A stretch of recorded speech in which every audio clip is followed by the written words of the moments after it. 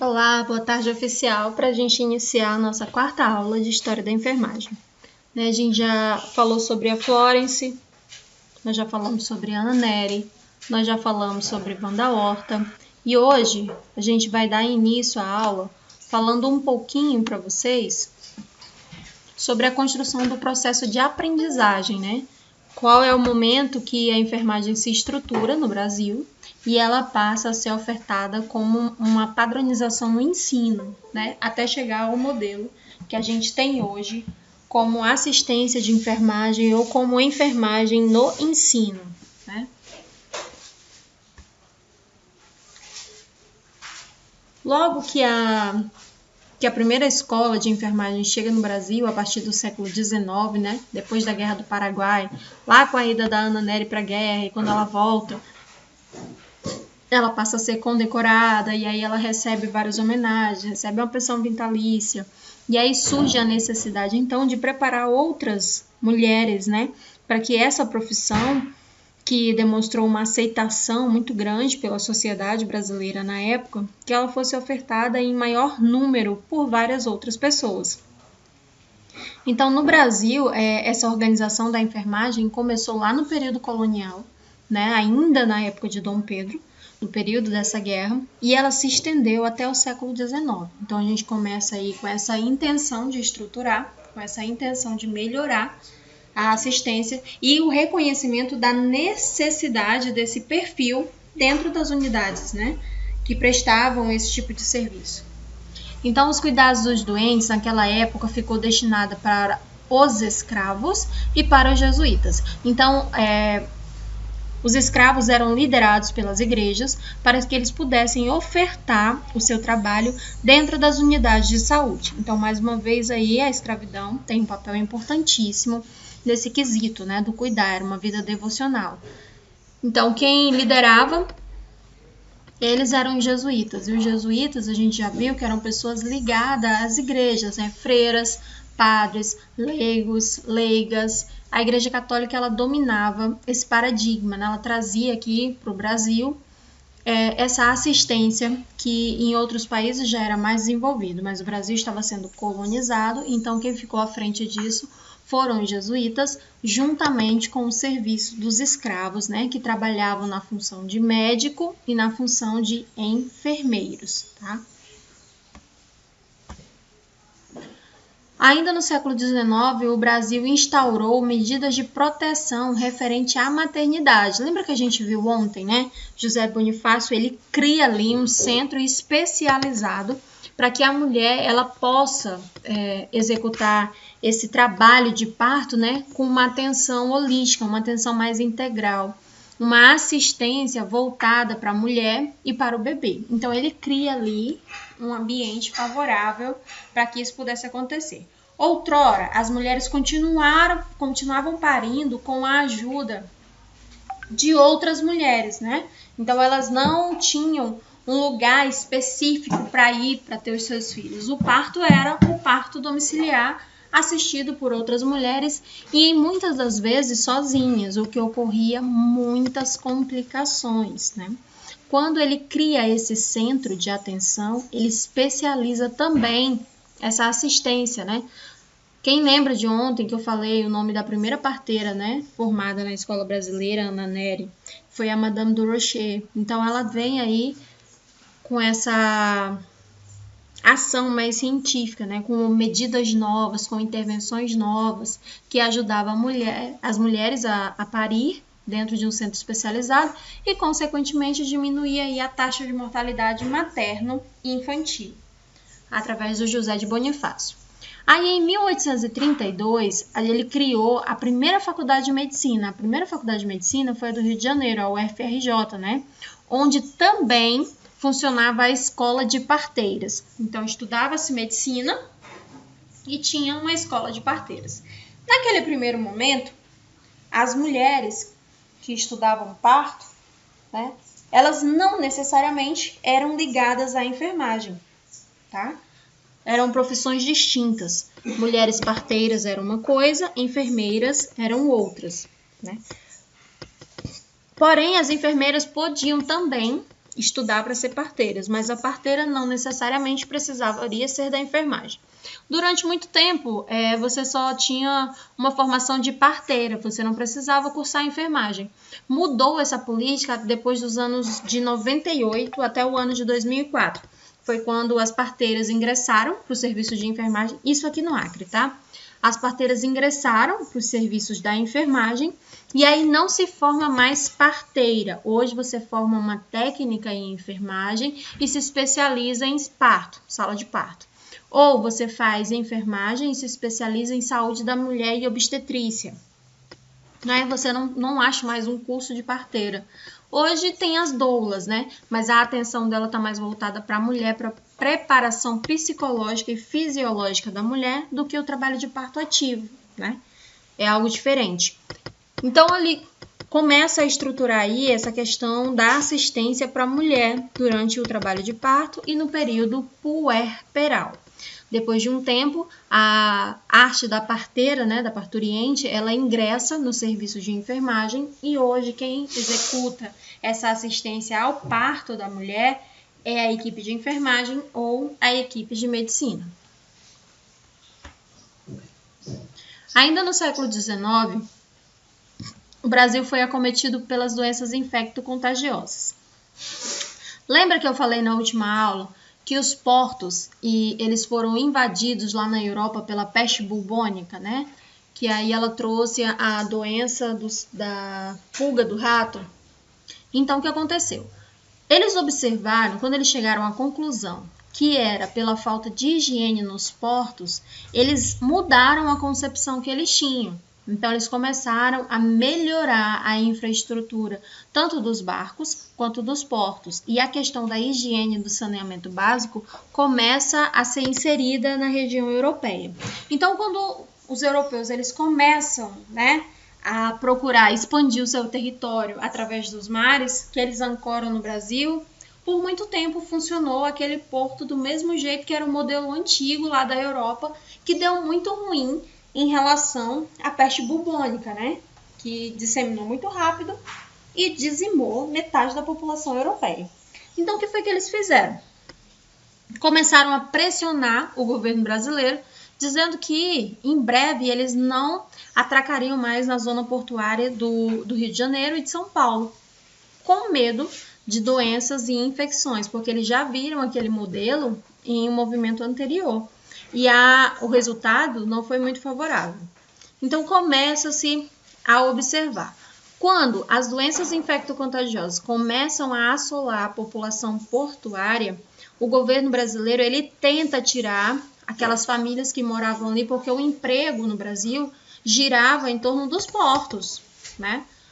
Então, quando chegava um navio, todas aquelas famílias, por morarem ali perto, chegavam mais rápido e, consequentemente, conseguiam um emprego mais rápido. Ninguém queria sair da zona portuária. Então, o que foi que o governo brasileiro fez? Começou a tentar convencer as pessoas a voltarem, né? Migrarem, fazer um movimento inverso. Voltar para o campo ou subir para as áreas mais altas da cidade. O que não aconteceu. E aí começou a dificuldade dos barcos atracarem nos portos brasileiros. O Brasil, como a gente sabe, um país em expansão, não queria perder essa rota de comércio, que era o que movimentava o Brasil naquela época. Então, surgiu a necessidade de começar a medicar esse povo todo.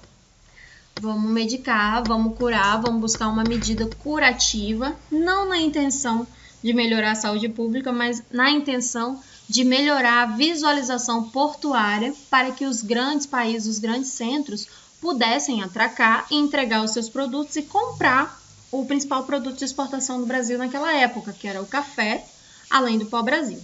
Então surgiu com Oswaldo Cruz a primeira vacina brasileira. Eram antígenos e anticorpos que eram administrados nas pessoas. Vocês imaginam hoje, no século XXI, a gente está ouvindo um monte de comentário depreciativo com relação à vacina. Aí tu volta no tempo, lá em 1904. Vocês acreditam que alguém queria tomar aquele negócio? Que injetava no braço e tudo mais. Então foi utilizado como? foi obrigado. O governo obrigou a população a se vacinar. Então, o governo brasileiro, o exército brasileiro, as forças armadas invadiam as casas e vacinavam a população em massa à força.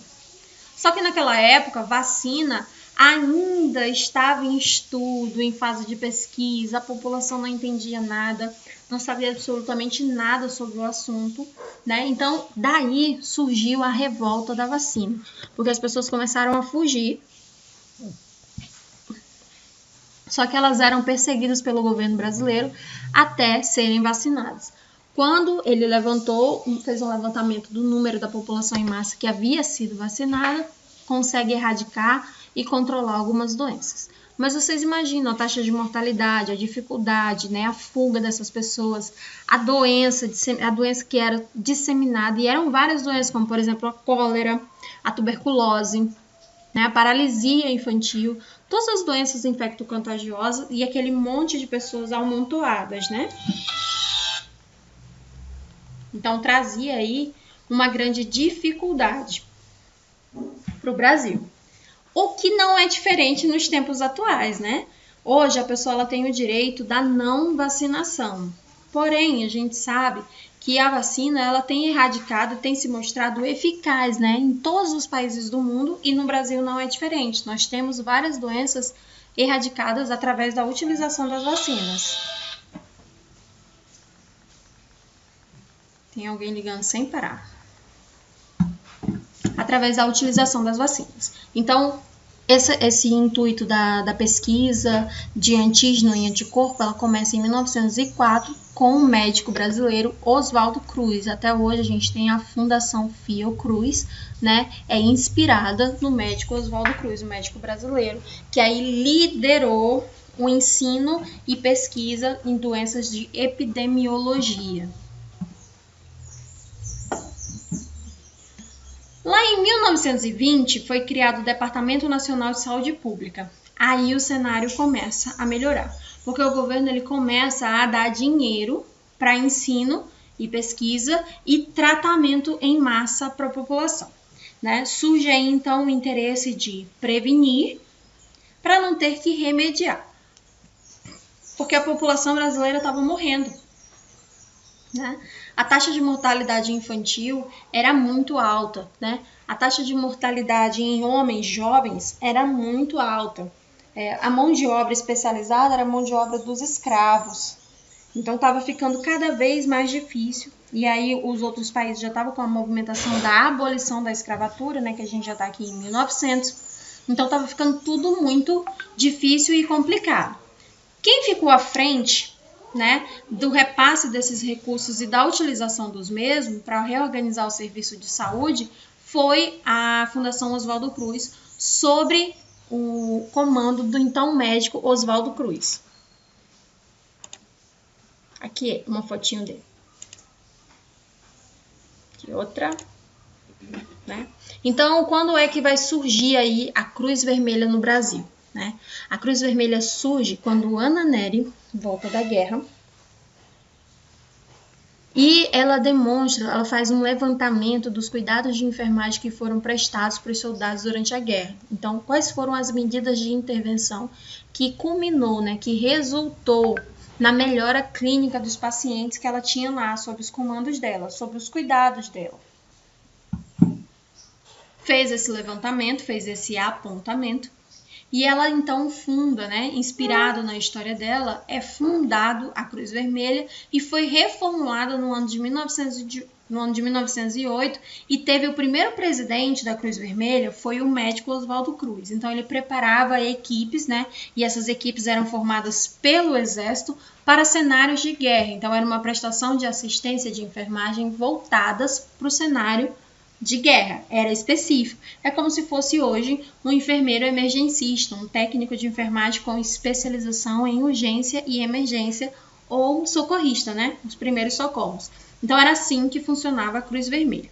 Tanto que por muito tempo só se formava na Cruz Vermelha, não necessariamente você precisava ser ligado à enfermagem, porque era um curso paralelo.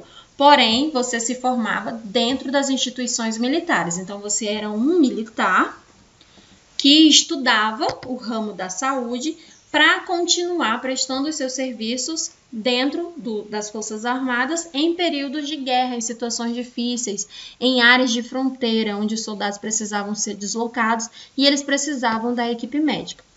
Por muito tempo, o curso durou apenas 2 anos. Foi reformulado depois e ele começou a durar 3 anos. Depois de um tempo, ele se desmembrou das Forças Armadas e ele ficou sendo um curso da enfermagem mesmo, das faculdades de enfermagem, das faculdades de medicina, das faculdades de odontologia. Depois que você termina esses cursos, você faz um concurso específico para Forças Armadas, como por exemplo o Exército, Aeronáutica, Marinha, e aí você adentra a Cruz Vermelha. Então não tem mais, né? Não fica mais um colégio específico dos militares. Hoje é uma instituição, qualquer instituição de ensino, você pode ingressar num curso, né, da área da saúde e depois você faz um concurso e adentra aí nas Forças Armadas fazendo parte dos soldados da Cruz Vermelha Brasileira. Todos os soldados das Forças Armadas que fazem parte da Cruz Vermelha têm a cruzinha vermelha no seu braço. Tanto que tem uma particularidade de guerra, né? Se você pega um prisioneiro de guerra e esse prisioneiro ele é da área da saúde, ele tem que ser devolvido. Né, eles têm esse acordo, esse pacto, são aqueles conselhos lá de guerra que se a pessoa tiver na farda dela ou ela comprovar conhecimento médico, conhecimento de enfermagem, algum conhecimento na área da saúde, ele é devolvido e é trocado por outro soldado.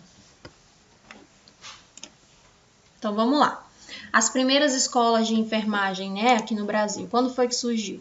A primeira, a gente já viu ontem, que foi a Escola Alfredo Pinto. Ela é a mais antiga escola do Brasil. Ela é datada com a sua inauguração após a morte da Ana Nery em 1890.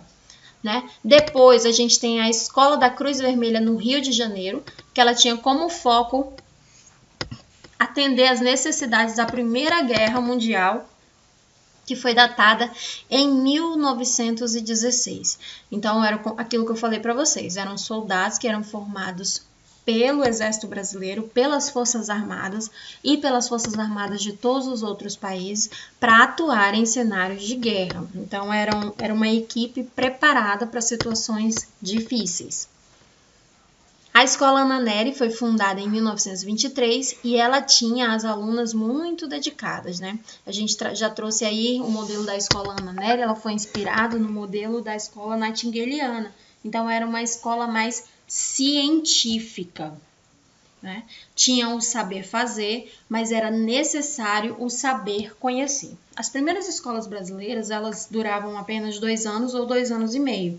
A pessoa ficava em regime integral, o ensino era integral. Eram 8 horas de estágio semanais, né? 4 meses apenas de teoria, e aí você já entrava no Hospital Franciscano, no Hospital São Francisco, que depois se tornou um hospital escola. E lá você prestava os cuidados de enfermagem e aprendia na prática. Então, o estágio eram 8 horas semanais e te dava direito ao quê? Te dava direito à moradia e alimentação e 2 folgas semanais de meio período. Por exemplo, na sexta-feira você tirava meio período, no sábado tirava meio período. E no restante trabalhava 8 horas diárias naquele hospital para você aprender tudo sobre enfermagem. Então, era um conceito diferente, né? Não era o conceito que a gente tem hoje, de teoria, prática, teoria, prática, teoria, prática. Hoje foi dividido em módulos para o técnico de enfermagem e para o enfermeiro foi dividido em classes, né, em períodos. Então, a gente segregou o conhecimento para facilitar o aprendizado. Lá atrás, não. Era de acordo com a demanda, você ia aprendendo. Era uma vivência diária, de acordo com a especialidade de doença que chegava, você ia aprendendo e ia intervindo, né, para melhorar a clínica daquele paciente e, consequentemente, se formando em enfermagem naquele primeiro momento. Já a Escola de Enfermagem Carlos Chagas, ela surge em 1933 e foi a primeira escola de diplomadas religiosas do Brasil. Então, surge aí uma escola dentro dos conventos. Antes, as freiras eram simplesmente freiras que praticavam enfermagem. Agora não, agora elas tinham uma formação. Então, elas tinham conhecimento também científico, além do conhecimento devocional. Depois disso, surgiu a necessidade das freiras de ter uma escola para elas, já que a doutrina delas, né, as regras delas são diferentes que eram para as outras internas do curso. Então, surgiu a primeira escola de enfermagem, Luísa de Marilac. Surgiu em 1933 e é a mais antiga escola religiosa de enfermagem do Brasil. Então, as freiras, observando, né, essa diferença do perfil das moças recrutadas pelas faculdades normais, ela preferiu inaugurar uma escola para ela de enfermagem dentro do convento. Então, eram turmas separadas, né? Quem era do convento tinha um conceito e um horário diferente, e quem não era do convento tinha um conceito e um outro horário. A Escola Paulista de Enfermagem, ela surge em 1939 e ela teve o início do seu curso de pós-graduação em enfermagem em obstetrícia.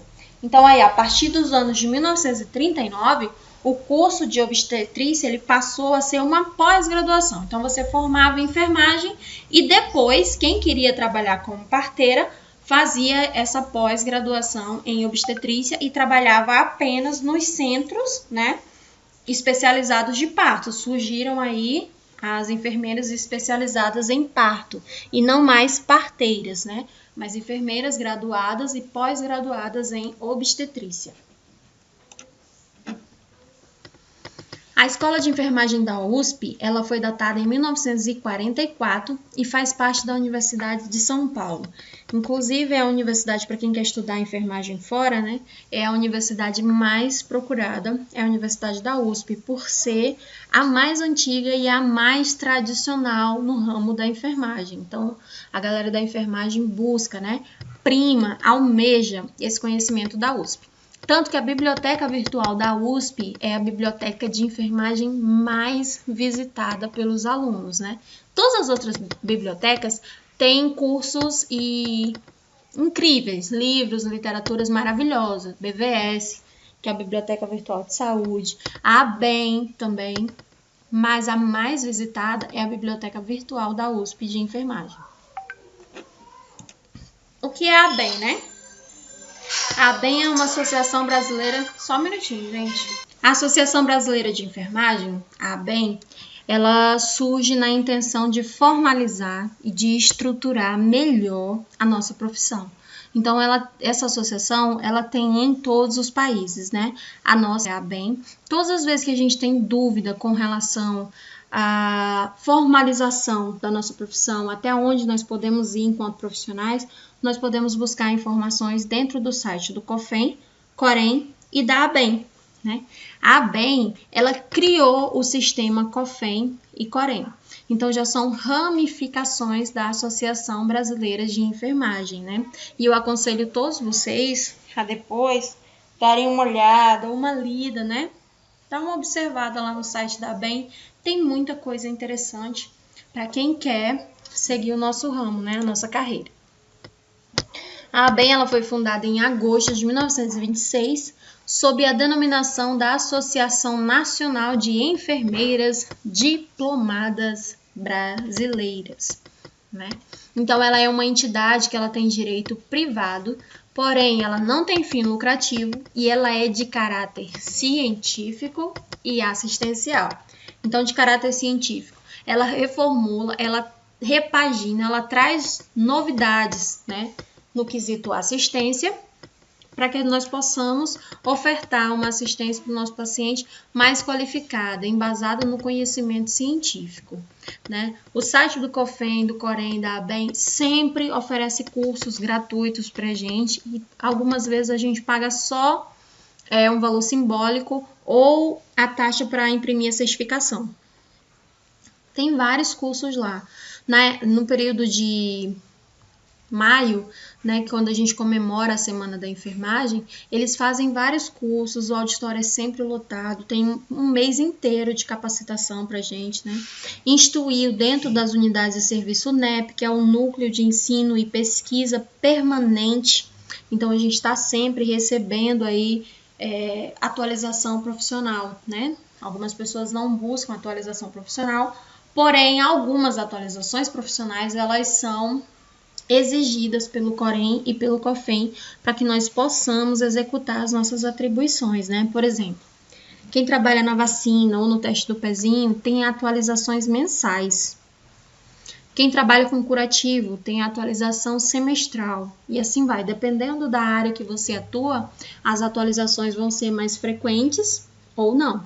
E aí quem disponibiliza isso é a ABEM, a Sociedade Brasileira, né, de Enfermagem. E ela também certifica esses profissionais, além de fiscalizar. Foi então que surgiu aí, ó, esses membros da ABEM, o sistema COFEM, né, que é o Conselho Federal de Enfermagem, e o sistema COREM, que é o Conselho Estadual de Enfermagem. Quando você se diploma em território brasileiro, o seu território é nacional, ou seja, o Douglas está fazendo técnico de enfermagem aqui no Acre, no CTAC, mas quando ele terminar, ele quer trabalhar no centro, no Hospital Universitário de Curitiba, ele quer trabalhar lá.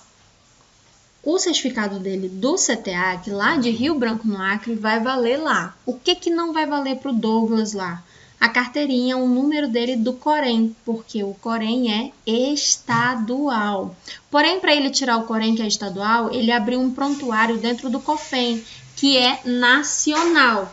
Então, o COFEM, né, o Corém lá de Curitiba, vai buscar as informações do Douglas dentro da pasta do COFEM e aí vai emitir uma nova cédula de identidade para o Douglas dentro daquele estado, dentro daquele território. Então, todas as vezes que você muda de estado, muda o teu número de prontuário, porque a prestação do serviço é estadual. Professora, mas eu quero trabalhar, eu tenho um vínculo aqui em Rio Branco e eu vou trabalhar lá em Boca do Acre. Boca do Acre a gente sabe que é Amazonas, ou Extrema a gente sabe que é Rondônia, dá para ir e voltar. Então você vai ter que ter 2 carteiras, você pode trabalhar em 2 estados ao mesmo tempo. Não é crime, não tem problema nenhum. Só que você vai ter que responder o Conselho Estadual de Enfermagem dos 2 estados brasileiros, tá bem? É assim que funciona. E, consequentemente, pagar 2 matrículas. Em 12 de julho de 73, por meio de uma lei federal de número 5.905, foi criado o nosso Conselho Federal e o nosso Conselho Regional de Enfermagem, né? E esses 2 têm vinculação com o Ministério do Trabalho e com o Ministério da Previdência Social. Então, é lá que a gente tem esse nosso prontuário trabalhista, que a gente passa todas as informações, como o tempo de serviço, o quanto que a gente arrecadou para o sistema previdenciário, que a gente luta pela aposentadoria especial, pela redução da carga horária, pela nossa insalubridade, né? De acordo com a nossa mão de obra, pela necessidade de um piso salarial. Então, tudo isso está previsto dentro da ABEM, né? E quem toma conta e fiscaliza é o sistema COFEM-COREM, que está ligado ao Ministério do Trabalho e ao Ministério da Previdência Social. Seja você prestador de serviço particular, ou seja, você abre uma empresa para você e vai trabalhar, abre um MEI e começa a trabalhar, uma microempresa e trabalha por conta, seja você um prestador de serviço em regime CLT, né? Ou seja você um prestador de serviço estadual ou federal ou ainda militar. Porque lembra que se você é da área da enfermagem, você responde à ABEM, né? E aí dentro do conselho que você trabalha, você tem também um regime militar, né, para responder. Mas o teu primeiro contrato, o teu primeiro vínculo é com a ABEM, porque você estudou enfermagem, então o teu primeiro contrato é com o nosso código de ética. O contrato secundário é com a instituição a qual você oferta o seu serviço. E qual é a finalidade, né, do COFEM e do COREM? A finalidade da ABEM é de organizar, é de estruturar, né? Ela junta toda a enfermagem formada em território brasileiro, enfermagem que trabalha em território brasileiro, né? Dá uma identidade social para cada um de nós, exige uma certificação para trabalhar como enfermagem, você obrigatoriamente tem que ser técnico em enfermagem ou enfermeiro, e ela cria o COREM e o COFEM para fiscalizar e zelar pela qualidade dos profissionais de enfermagem, né? Então, a ABEM, ela estrutura, ela verifica quanto de enfermagem tem atuando, onde essa enfermagem está atuando, quais são os segmentos que ela atua, quais são as necessidades, né, organizacionais, estruturais e de conhecimento científico que cada um desse perfil profissional vai ter, e ela coloca o COREM para fiscalizar e para zelar por essa qualidade na assistência. Por isso que a gente tem aquele código de ética, né, lá, que é enorme para a gente se amparar e não cometer ali os delitos da imprudência, negligência e imperícia. E a gente tem aqui alguns símbolos, né, da enfermagem. Deixei para vocês lá na apostila, nas últimas páginas, falando, né, sobre o que cada símbolo significa. Então, a gente tem aqui, ó, como primeiro na simbologia, a lâmpada da enfermagem, né? A gente lembra o porquê que a lâmpada é tão importante. Ela marca aí a divisão da enfermagem que antecede o período nightingaliano e a enfermagem que sucede o período Nightingale, né, que é quando começa a vigilância noturna. E para isso, ela utilizava a lamparina. Ficou conhecida como a Dama da Lâmpada. Então, a lâmpada para a enfermagem simboliza o caminho que a gente vai seguir e qual é o ambiente que a gente está. Lembra que quando ela chega no cenário de guerra, ela toma um susto, né, com aquele ambiente em que ela está, e a primeira medida que ela tem é de estruturar e de organizar aquilo tudo para que ela possa começar a trabalhar. Então, a lâmpada para a gente significa isso. Qual o caminho que nós vamos seguir, o caminho que nós vamos trilhar e o ambiente em que nós vamos atuar.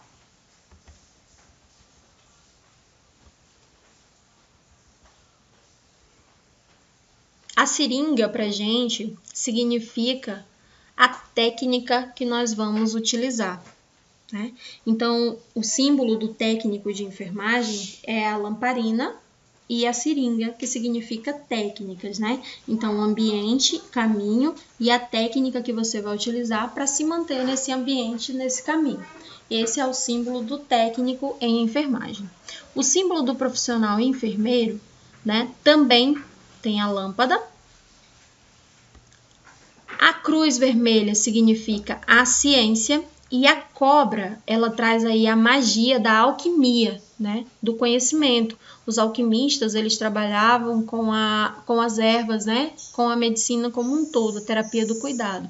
Então, a cobra, para o ramo da saúde, simboliza magia e alquimia. Então, o símbolo do profissional enfermeiro é a lâmpada, a cobra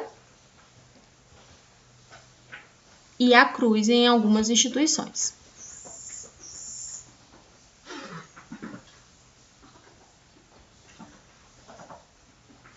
A cor verde, né? A pedra da saúde como um todo é o verde. E na enfermagem é o verde esmeralda. O verde significa esperança, né? A esperança em a melhora clínica dos nossos pacientes, né? A esperança em dias melhores no ramo da saúde através do conhecimento. Então, ela também simboliza paz, tranquilidade, cura, saúde e esperança.